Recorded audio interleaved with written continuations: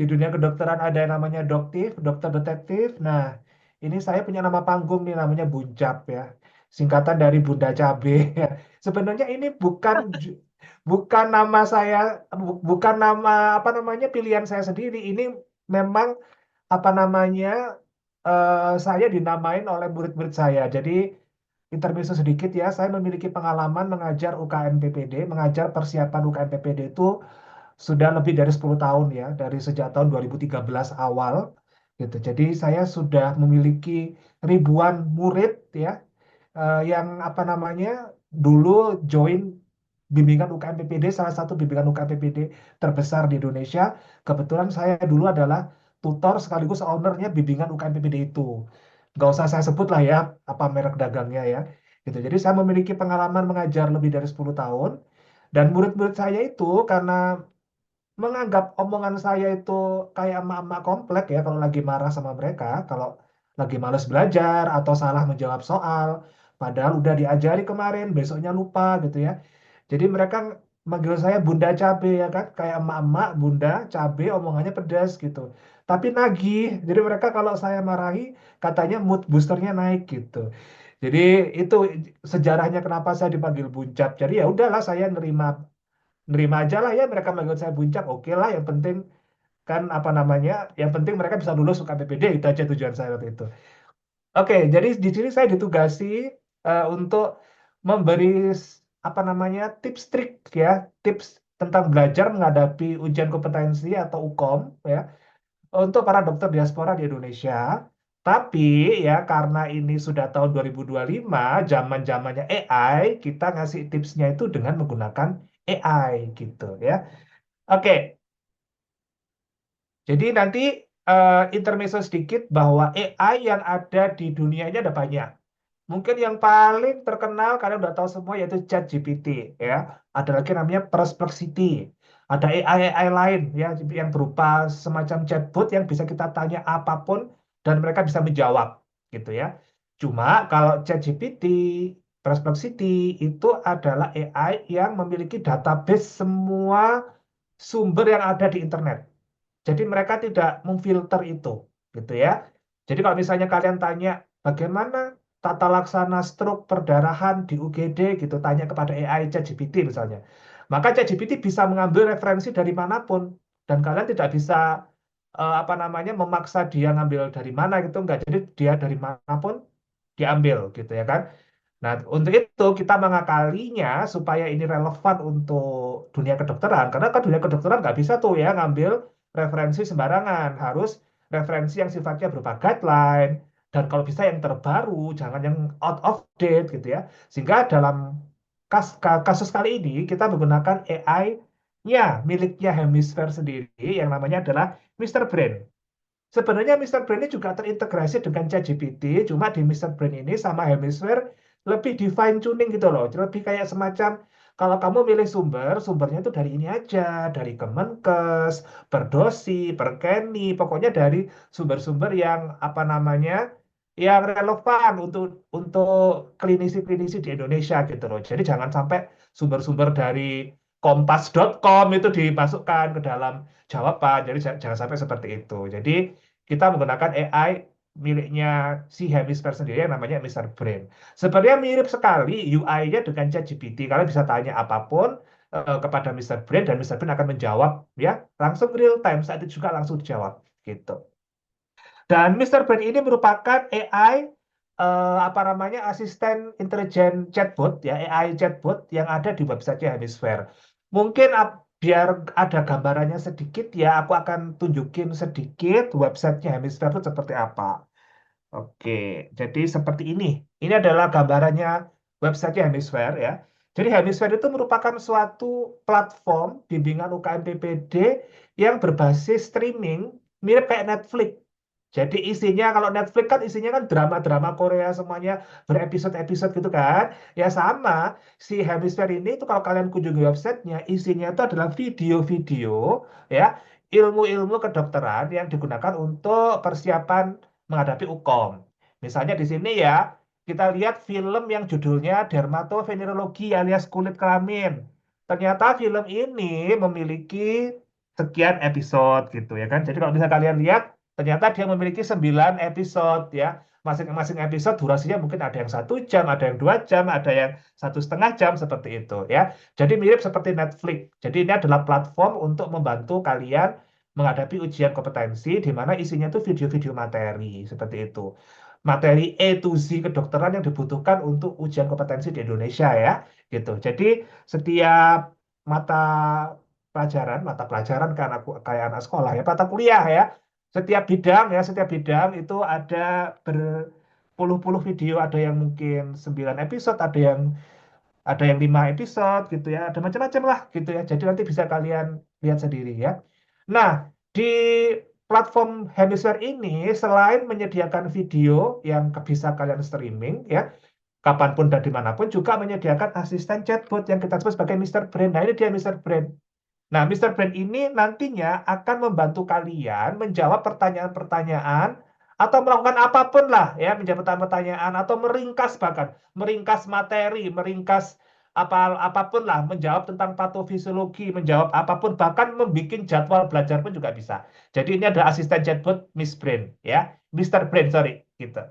Ya, seperti ini. Jadi ini gambarannya ya. Jadi ini adalah materi kali ini adalah saya disuruh untuk membawakan materi bagaimana cara menghadapi ya, tips-tipsnya menghadapi ujian kompetensi dengan menggunakan AI gitu. Kebetulan di sini saya menggunakan Mr. Brain. Tapi kalau misalnya kalian menggunakan ChatGPT atau Perplexity, silakan, nggak apa-apa gitu ya kan. Siapa tahu kalian sudah langganan ChatGPT. Saya rasa ChatGPT dan Mr. Brain juga memiliki UI yang sama. Cuma bedanya tadi itu saya bilang ya, kalau Mr. Brain itu lebih kita fine tuning untuk guideline-guideline yang ada di Indonesia. Kalau yang ChatGPT kan sumbernya bisa dari manapun. Bahkan dari kompas.com pun bisa masuk ChatGPT. Touring itu berapa? Wah, Oke, bisa di ini angkatan mute. Ini kayaknya ada yang itu standar belum taruh. di. Ah, terbicara itu saya. Oh, oke.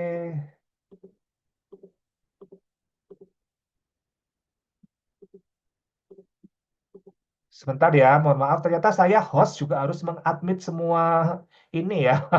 Semua calon yang ini, calon peserta. Oke, oke.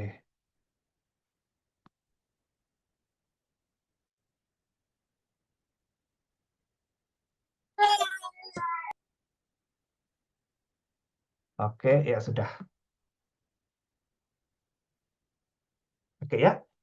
Baik, saya ulangi lagi sedikit, intermezzo sedikit, bahwa saya ditugaskan untuk ngasih tips dan trik bagaimana cara belajar atau bagaimana cara menghadapi ujian kompetensi dengan menggunakan AI gitu ya. Oke, baiklah. Sekarang kita akan ke tips yang pertama. Kenapa sih Kak? Kenapa sih kok kita harus ujian kompetensi ulang di Indonesia padahal kita sudah lulus loh di di universitas kita, di Cina kayak di Hong Kong kayak di mana kayak di misalnya kalian kuliah di Singapura, Malaysia, kita sudah lulus ujian kompetensi di sana loh. Kenapa sih ketika kita kembali ke Indonesia kok kita harus ujian kompetensi lagi? Karena sekali lagi bahwa memang ilmu kedokteran itu universal ya. Kalau kalian belajar di NTP2, di Indonesia, di Malaysia, di Singapura, ya sama. Teorinya sama, obatnya sama, gitu ya. Jadi sebenarnya universal. Logikanya karena universal kan harusnya kalau misalnya kalian lulus ujian kompetensi di sana, harusnya kan sudah nggak perlu ujian kompetensi di sini. Jadi sebenarnya gitu ya. Tapi sebenarnya bukan seperti itu alasannya. Alasannya adalah epidemiologi penyakit ya di tiap-tiap negara itu berbeda gitu ya. Ketika kalian misalnya kuliah di Eropa misalnya, aku kemarin diaspora dapat beasiswa kuliah kedokteran di Inggris gitu ya. Di Inggris mungkin kasus TB, demam berdarah dengue, kemudian leptospirosis itu mungkin nggak ada atau sangat jarang sekali. Mungkin hampir nggak ada, jarang ditemui. Sehingga mungkin ketika ujian kompetensi mungkin kasus-kasus seperti itu tidak dikeluarkan di ujian. Tetapi di Indonesia, mohon maaf, kita termasuk negara berkembang di mana kasus-kasus seperti tropik infeksi TBC, kemudian leptospirosis, demam dengue, cikungunya dan lain sebagainya itu sangat banyak seperti itu. Sehingga jelas nanti ujian kompetensi di Indonesia kasus-kasus itu juga akan banyak dikeluarkan. Jadi itulah alasannya kenapa kalian meskipun sudah lulus ujian kompetensi di negara asal, tapi tetap ketika kembali ke Indonesia harus melakukan ujian kompetensi ulang karena mungkin epidemiologi penyakitnya berbeda seperti itu. Oke, kemudian apa namanya? Tujuannya selain itu juga penyetaraan. Dengan demikian, kalau misalnya kalian memiliki tingkat pengetahuan yang setara dengan dokter-dokter yang kuliah di Indonesia, ya, kalian paham sistem kesehatannya, kalian paham tentang BPJS, kalian paham tentang semua penyakit tropik infeksi yang paling banyak di Indonesia, ya otomatis nanti kalian sifatnya adalah setara, langsung bisa praktek di negara kita tercinta ini seperti itu, ya. Oke, sekarang tips yang pertama, bagaimana cara menghadapi ujian kompetensi di Indonesia dengan memanfaatkan AI. Karena kan kita sudah zamannya AI ya sekarang, jadi kita manfaatkan AI ini sekarang. Oke, sebentar saya mute dulu. Oke. Nah, yang pertama, pahami dulu bentuk ujian UKM PPD kalian tuh nanti seperti apa ya. Untuk tahun 2025 bulan Agustus nanti sistem ujiannya berbeda. Sama Kementerian Kesehatan nanti akan diubah. Uji coba pertamanya adalah bulan Agustus. Tapi untuk kalian saat ini masih memakai sistem yang lama, ya. Jadi ujian UKM PPD itu ada ujian teori yang berupa CBT, ya. CBT itu artinya multiple choice ya, pilihan ganda gitu. Kemudian esai tidak ada. Jadi untuk ujian kompetensi yang kalian hadapi nanti tidak ada esai gitu ya. Kemudian sama wawancara ini maksudnya adalah USC. Nah, nanti ketika UKM PPD kalian yang akan lakukan batch 1 tahun 2025 ini, ujiannya masih sistem yang lama yaitu OSCE dan CBT gitu ya. Nanti ketika tahun 2025 bulan Agustus, ujiannya itu kemungkinan besar adalah esai. Jadi apa namanya bukan lagi multiple choice CBT gitu tidak, tapi berupa esai. Jadi jawabannya bisa sangat apa namanya subjektif ya. Jadi tergantung penilaiannya nanti tergantung subjektivitas penguji seperti itu. Itu nanti eh, di tahun 2025 bulan Agustus. Tapi untuk saat ini ujian kalian masih berupa CBT sama USC gitu. Oke. Nah, tips yang kedua adalah pelajari materi yang sesuai dengan blueprint atau standar kompetensi yang kalian miliki. Karena UKM PPD-nya ini ada UKM PPD untuk dokter umum, maka ya otomatis kalian harus tahu standar kompetensi dokter umum. Fokuslah kepada standar kompetensi 3 dan 4. Ini wajib kalian tahu A to Z. Jadi mulai dari apa namanya patofisiologi penyakitnya, faktor risikonya, sampai pengobatannya, ya gejalanya, pengobatannya, dosis obatnya kan harus tahu A to Z-nya, ya. Itu untuk kompetensi. Kita lanjut. Itu untuk kompetensi 3 sama 4 ya gitu. Oke, untuk kompetensi 2 cukup sekedar tahu diagnosisnya aja nggak masalah karena kan untuk kompetensi 2 kita benar-benar ntar akan rujuk ya semuanya ya gitu.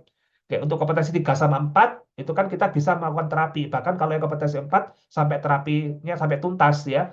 Nggak boleh dirujuk kalau misalnya tidak ada komplikasi kan ya kalau kompetensi 4 seperti itu. Oke, kemudian kalian juga harus karena materi kedokteran tuh sangat banyak ya. Kalau kalian lihat materi IPD aja sebanyak itu, objin sebanyak itu, bedah sebanyak itu, maka wajib kalian melakukan organisasi dan penjadwalan gitu. Nah, terus fungsinya AI ini apakah kalau misalnya dalam membantu kita mengorganisasi materi dan melakukan penjadwalan? Nah, sekarang aku akan kasih contoh bagaimana fungsinya AI-nya miliknya Hemisphere, yaitu si Mister Brain, dalam membantu kita membuat jadwal, gitu ya.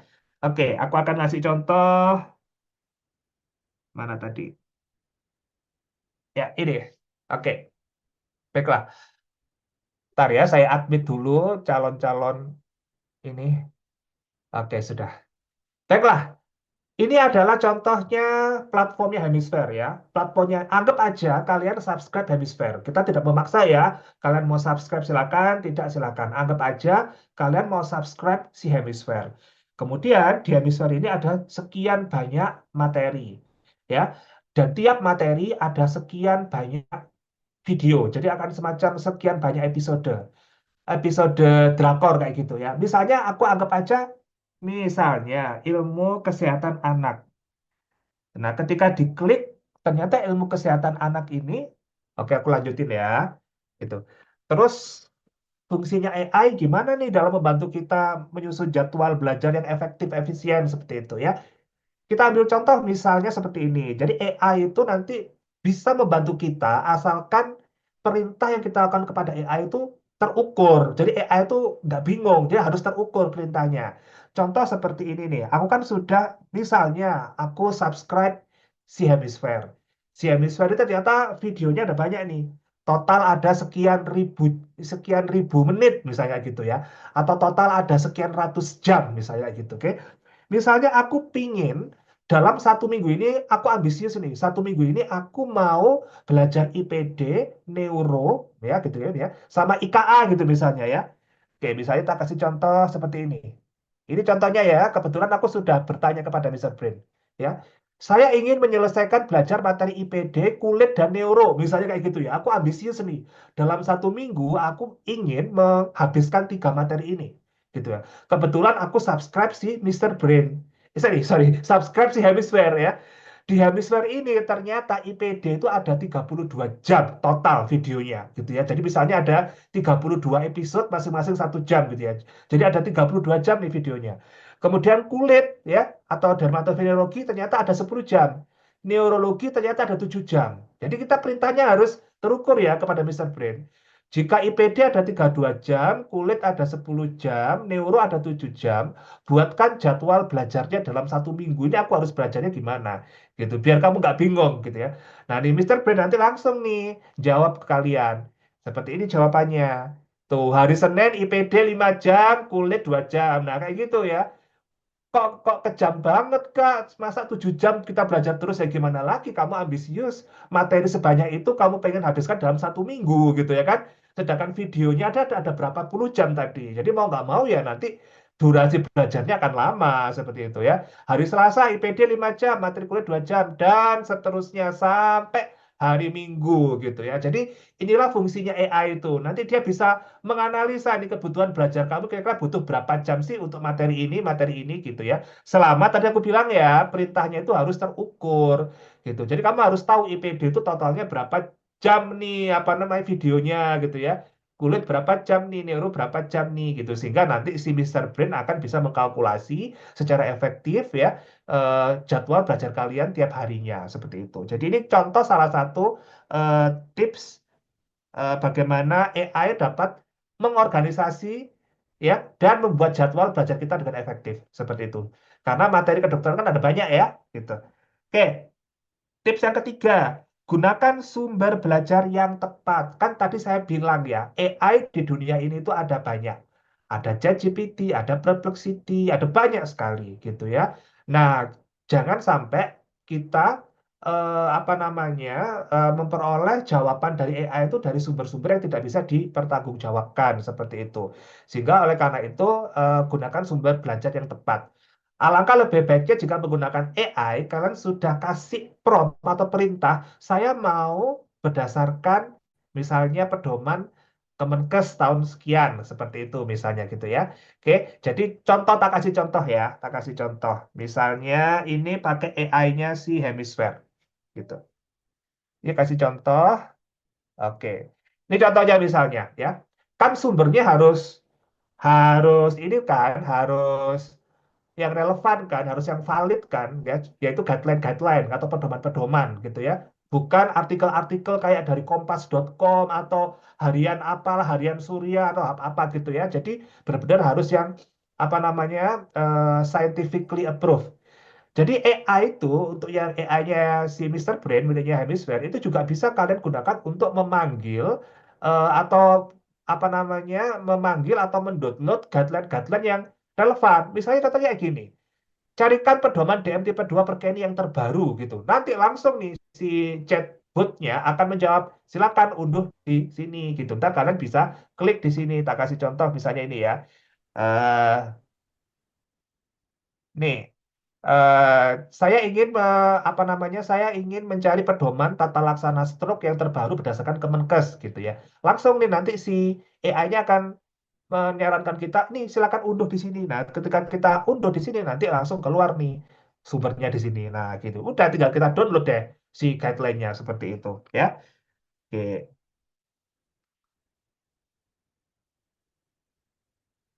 Terus satu lagi, tadi kan aku bilang bahwa AI itu tipsnya adalah kalian harus kasih perintah yang sedetail mungkin dan seterukur mungkin, biar dia tidak gelambiar kemana-mana sumbernya. Misalnya, kan tadi aku bilang, kan sumbernya kan harus valid, harus scientific, nggak boleh sembarangan. Misalnya aku ingin mempelajari tata laksana stroke, tapi aku maunya berdasarkan pedoman Kemenkes tahun 2029, 2019, sorry ya. Ya sudah, langsung aja di sini saya kasih contoh ya. Jelaskan tata laksana awal di UGD stroke perdarahan ya berdasarkan pedoman Kemenkes tahun 2019. Jadi kalian tidak perlu membaca pedoman Kemenkes yang totalnya ada berapa ratus halaman itu nggak perlu. AI-nya sudah membaca itu semua. Jadi Mister Brain-nya sudah membaca itu semua. Ya PDF yang berpuluh-puluh halaman tadi itu udah dibaca sama Mister Brain, langsung disimpulkan seperti Mister Brain. Jadi bayangkan ya si apa namanya guideline Kemenkes itu kan bentuknya seperti ini ya, kayak gini ya. Isinya kan tulisan yang aduh bikin males lah ya, bikin ngantuk. Kalau ujian suruh baca kayak gini ya, wassalam lah gitu ya, nggak masuk masuk otak nanti ya gitu. Aku butuh diri apa tuh ringkasannya aja lah gitu ya. Nah si AI-nya si Mister Brain nanti itu bisa ya sudah meringkaskan ke kalian apa namanya tentang tata laksana stroke ya berdasarkan si guideline Kemenkes tadi. Lu udah langsung diringkaskan seperti ini gitu. Nah ini detail kan? Gitu. Nggak usah saya baca ya, ntar ngantuk kamu ya. Tuh, jadi seperti itu. Jadi manfaatkanlah AI untuk membuat belajar kalian itu menjadi efektif. Daripada kalian membaca guideline yang segitu banyak sekian ratus halaman isinya tulisan semua, kenapa nggak kita minta AI untuk meringkaskan aja gitu? Toh si AI-nya sudah membaca itu guideline semuanya, kita suruh dia ringkaskan menjadi poin-poin seperti ini. Nah, itu enaknya ya. Dan AI-nya Mister Brain ini langsung terintegrasi ke websitenya si Hemisphere ya. Jadi kalau misalnya kalian subscribe subscribe si Hemisphere, otomatis kalian akan mendapatkan fasilitas selain video ya, video apa namanya materi yang totalnya ada ratusan jam ini. Kalian juga dapat akses AI-nya Mister Brain, di mana ntar bisa kalian tanya-tanya Mister Brain ini seperti itu. Oke, langsung kita ke berikutnya. Oke. Kemudian, tips yang keempat, ya, bagaimana cara sukses menghadapi ujian kompetensi. Yang pertama, yang keempat adalah harus sering-sering latihan soal, ya gitu. Jadi tidak ada yang namanya ujian kompetensi sukses tanpa latihan soal. Jadi soal dari manapun, dari bimbingan belajar manapun, ya kita tidak membatasi, ya gitu. Jadi kalian kalau misalnya ada soal dari bimbingan belajar A, B, C, D, E, nggak apa-apa itu pelajari semuanya, ya gitu. Sebentar ya. Oke. Jadi nanti apa namanya latihan-latihan soal itu nanti ya, semakin banyak kalian lakukan ya semakin otomatis kalian sudah terbiasa dengan berbagai macam apa namanya eh, jebakan-jebakan yang ada dalam soal. Karena soal-soal itu sering menjebak loh, ya sering banget soal-soal itu menjebak. Misalnya ada soal ya EKG nih, EKG ternyata EKG-nya SVT misalnya kayak gini, ya gitu. Oke, SVT bisa kayak gini. Oke, langsung kalian jawab, oh SVT. Pertanyaannya adalah tata laksana gitu. Oh SVT, tata laksananya oh di vagal manuver. Kalian taunya seperti itu ya, gitu. Ternyata dijebak nih. Ternyata GCS-nya turun ya. Kalau GCS-nya turun kan otomatis SVT-nya tata laksana awalnya sudah bukan vagal manuver lagi ya, gitu. Tapi sudah harus di kardioversi. Ya seperti itulah contohnya ya. Gitu. Jadi banyak sekali jebakan-jebakan yang ada di soal yang kalian harus terbiasa gitu ya. Nah, terus apa manfaatnya AI? Bentar ya, ini. Nah, bisa nggak gimana sih caranya AI membantu kita dalam belajar soal gitu ya? Sebenarnya gini ya, AI itu pinter, bahkan dia juga bisa menjawab soal-soal yang mungkin kalian susah ya. Bahkan dengan dikasih pembahasan soal juga AI itu bisa ya gitu. Dia bisa menganalisis kata kunci itu bisa. Itu hebatnya AI ya gitu, oke. Jadi baik baik AI manapun sebenarnya kayak Perplexity, ChatGPT, kemudian termasuk juga AI-nya si Hemisphere yaitu Mister Brain itu juga bisa menganalisa soal ya. Saya kasih contoh misalnya soal ini ya gitu. Ini soal neuro kalau nggak salah ya. Oke. Seorang pasien datang ke klinik dengan keluhan pusing berputar dan lain sebagainya, ditanya tentang diagnosis yang paling mungkin adalah seperti itu. Oke.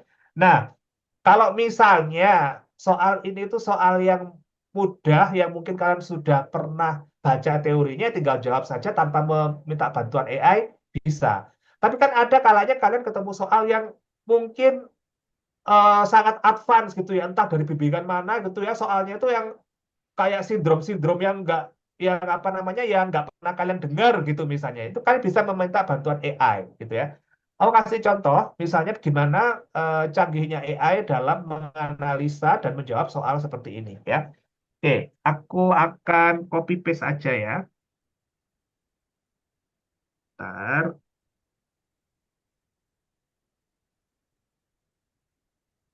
aku akan copy di semua, kemudian minta bantuan si Mister Brain. Oke, aku paste di sini. Oke, dah. Nah, ini karena internetnya lagi join ya antara apa itu AI-nya Mister Brain sama si apa namanya, ini jadi agak lemot sama si Zoom, jadi AI-nya agak lemot. Tapi kalau misalnya internetnya sendiri nggak join, dia cepet kok. Nah, ini contohnya ya, dia langsung jawab dan jawabannya benar loh gitu ya. Jadi ada orang mengeluh pusing berputar, pusingnya ketika perubahan posisi kepala tertentu, ya kan kayak gitu. Oke, kemudian ditanya diagnosisnya apa, nah ternyata diagnosisnya BPPV-C, betul. Bahkan sambil dikasih pembahasan, kenapa kok jawabannya BPPV, kenapa bukan yang lain, kenapa bukan Meniere syndrome, kenapa bukan neuritis vestibularis, ternyata di sini dijelaskan di sini. Ya, gitu. Bahkan opsi-opsi yang lain dijelaskan. Kenapa bukan Meniere? Kalau Meniere tuh kayak gini. Harusnya Meniere tuh ada tinnitusnya, ada tulinya, ada rasa penuh di telinga, kayak gitu-gitu. Jadi enaknya AI seperti itu. Jadi untuk kasus-kasus yang sifatnya sulit, gitu, kalian bisa tanya ke AI aja, gitu ya kan.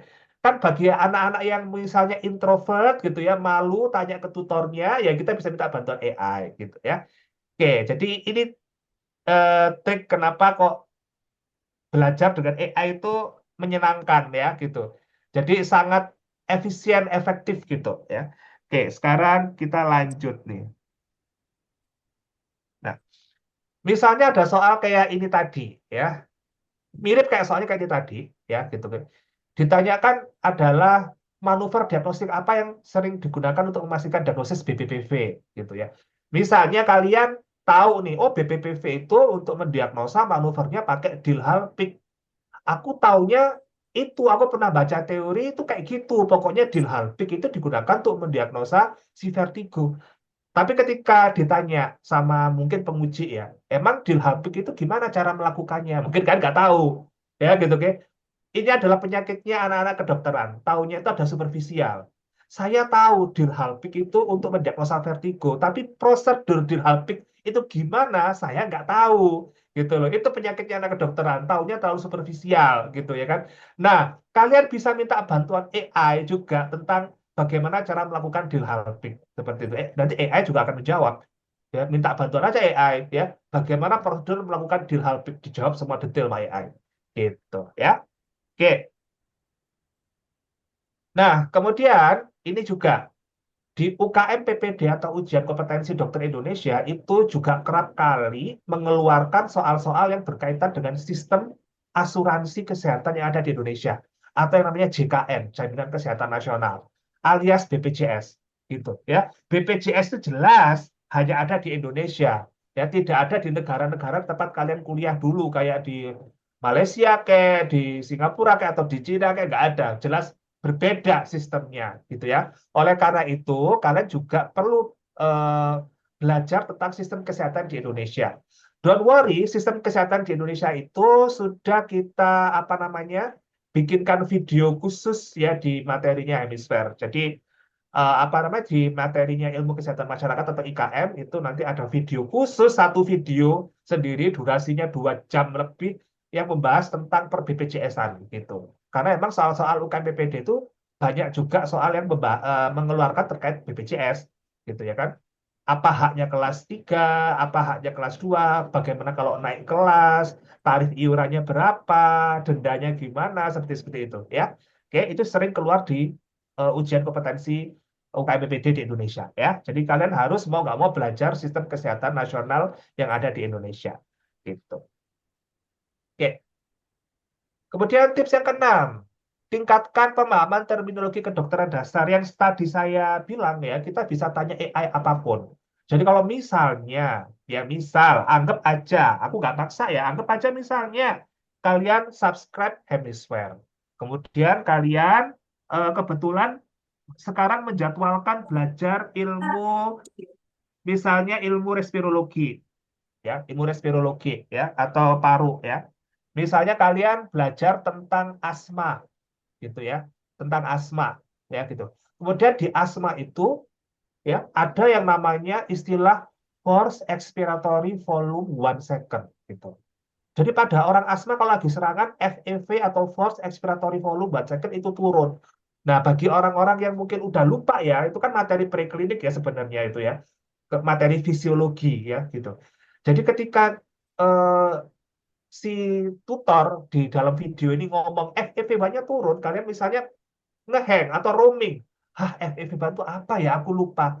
Bisa tanya AI. Kalian tanya aja ke AI. Misalnya tanya nih AI.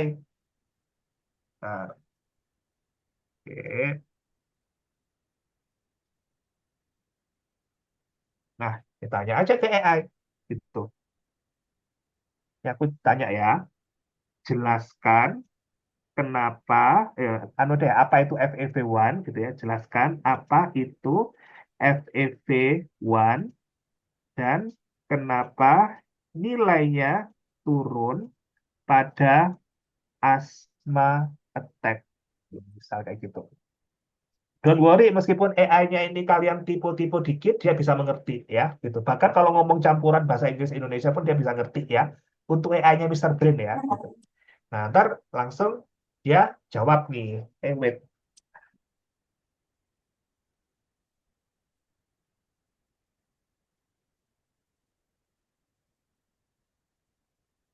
Ya, gitu ya. Jadi nggak usah nunggu lama-lama, nggak ada 1 menit ya, cuma berapa detik langsung terjawab semuanya ya.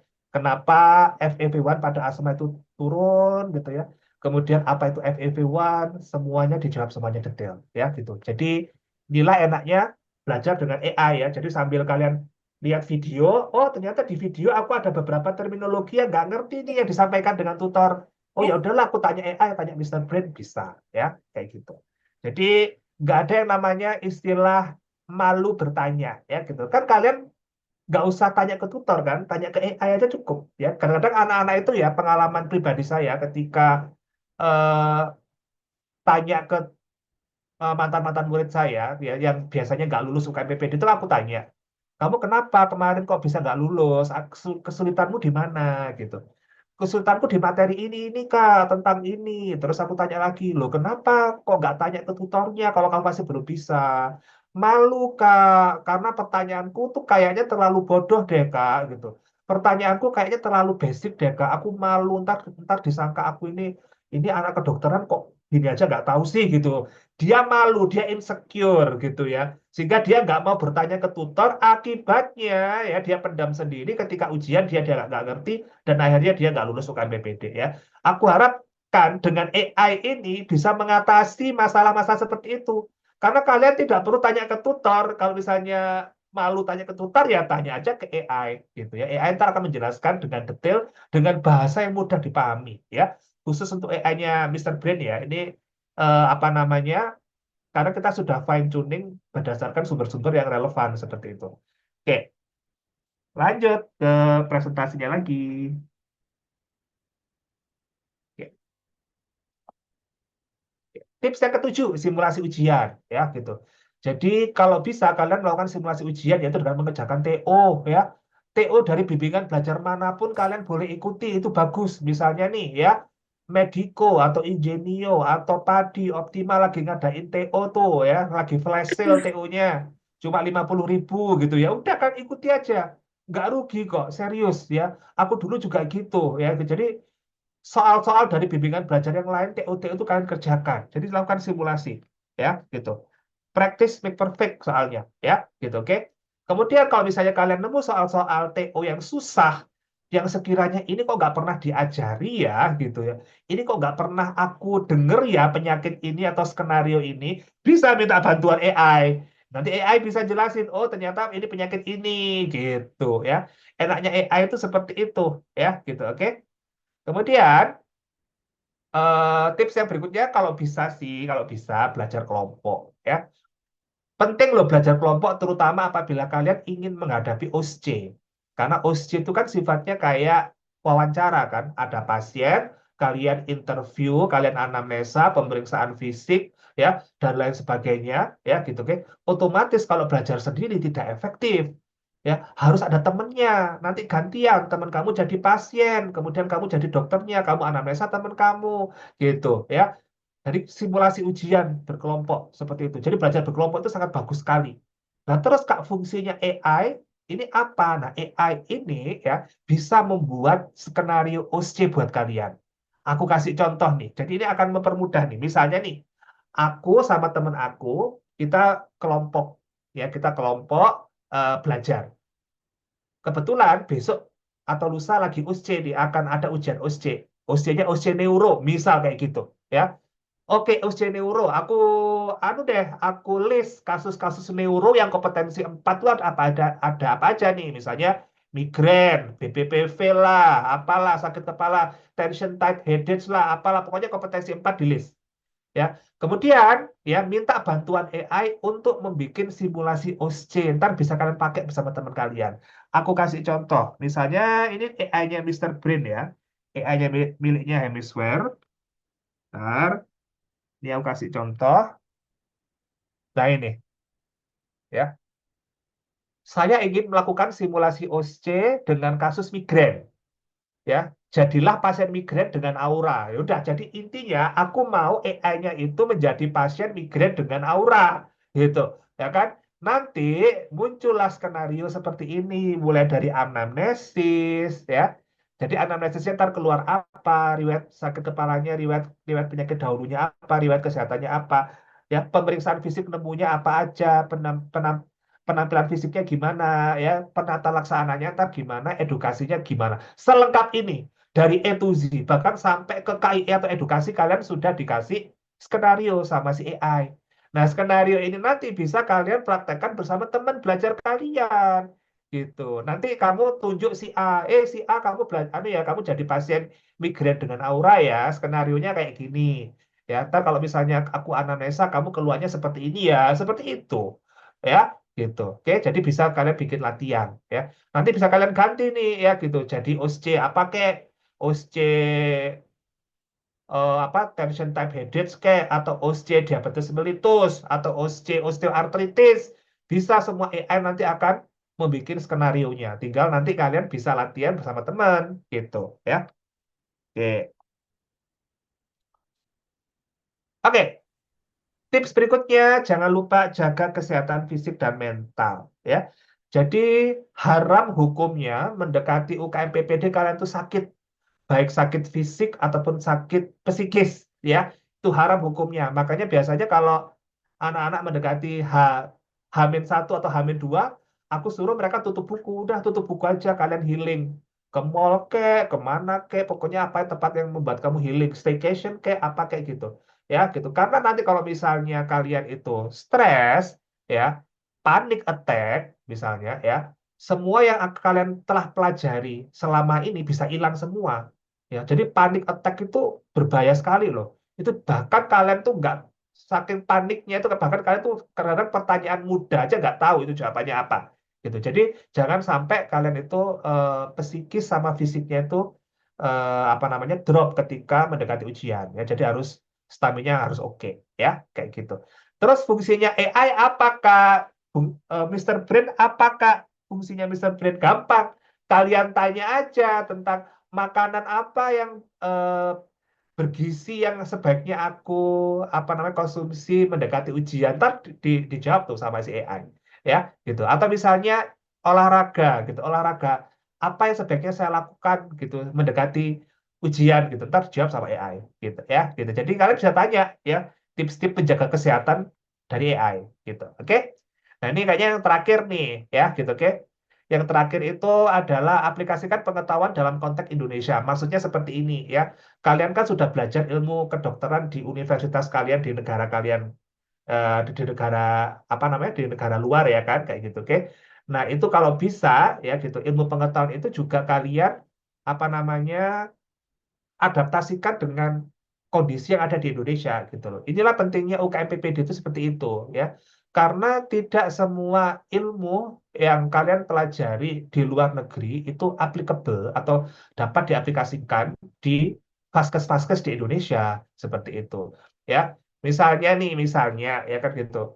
Eh, di luar negeri itu ketika orang hamil melakukan ANC gitu ya, itu mungkin di vaskes tingkat primernya itu USG udah ada. Oh ya gitu, USG udah ada, kemudian udah bisa dilakukan USG di puskesmasnya di luar negeri sana ya kan gitu, oke. Tapi di Indonesia mungkin ada hanya puskesmas-puskesmas tertentu aja yang punya USG. Banyak puskesmas-puskesmas yang pelosok-pelosok tidak punya USG gitu ya. Sehingga otomatis kan kondisinya berbeda. Otomatis kebijakan ANC-nya pun juga berbeda. Kalau yang di luar mungkin harus USG ya. USG-nya jadwalnya bulan sekian, trimester sekian gitu ya kan. Tapi kalau di Indonesia kan belum tentu bisa dilakukan seperti itu ya. Meskipun sekarang udah banyak ya puskesmas di kota-kota besar yang sudah punya USG, tapi kan untuk puskesmas yang pelosok-pelosok itu kan belum punya USG ya gitu. Jadi nggak merata intinya. Jadi intinya inilah apa namanya, sesuaikan dengan kondisi yang ada di Indonesia gitu. Jadi kalian jangan kaget misalnya aku dulu belajar di negara Cina bisa loh dikasih ini di vaskes tingkat primer, kok di negara Indonesia nggak bisa ya. Emang seperti itu kondisinya seperti itu ya. Oke, oke. Apa namanya, persiapan akhir ya. Jadi ketika kalian untuk menghadapi ujian kompetensi dengan sukses, kalian tuh harus mereview seluruh materinya dari A to Z, semua materi kedokteran ya. Bedah, kulit, kelamin, penyakit dalam, mata, THT semuanya harus kalian review ya, gitu, oke. Teorinya fokuskan ke kompetensi 3 dan 4 ya gitu. Kompetensi 2 boleh kalian baca sekilas-sekilas, tapi kalau kompetensi 3 sama 4 harus deep ya, jadi harus dalam pengetahuannya ya. Kemudian eh, nanti ketika apa namanya, mau ujian kompetensi, jangan lupa persiapkan dokumennya ya. Kan ada persyaratannya tuh ya ketika pendaftaran ujian, dokumen apa aja yang kalian harus subscribe ke panitia ujiannya ya, gitu, oke. Kemudian, nah ini AI, fungsinya AI itu apakah ya? Fungsinya AI itu nanti bisa loh, Mister Brain itu nanti bisa bikin ringkasan materi kedokteran yang kalian apa namanya, yang kalian pelajari. Aku kasih contoh ya, hebatnya AI itu ya. Oke, ini terakhir nih. Aku kasih contoh. Kebetulan nih aku habis nonton video tentang sefalgia atau nyeri kepala ya. Kebetulan video itu bahas migrain, tension headache sama cluster headache gitu ya. Oke. Kebetulan videonya bahas itu. Kemudian aku minta nih Mister Brain aku kan habis nonton video tuh, videonya hemisfer terkait apa namanya sefalgia nih.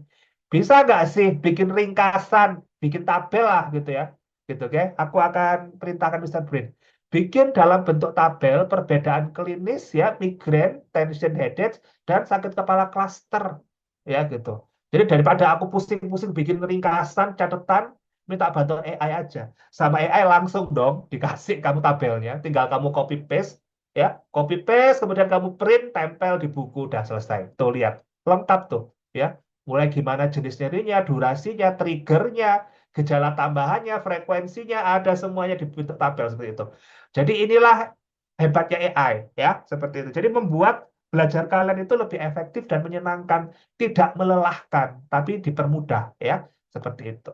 Oke, tapi ingat AI itu ada batasannya. Meskipun Mister Brain kita sudah fine tuning ya, di tuning untuk apa namanya, kalau bisa sumbernya yang relevan, tapi tetap aja kalian harus verifikasi.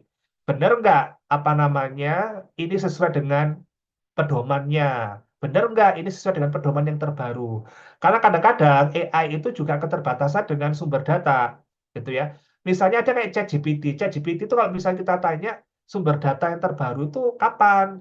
Dia bilang lu ChatGPT, oh sumber sumber data yang terbaru misalnya September 2024. Tuh.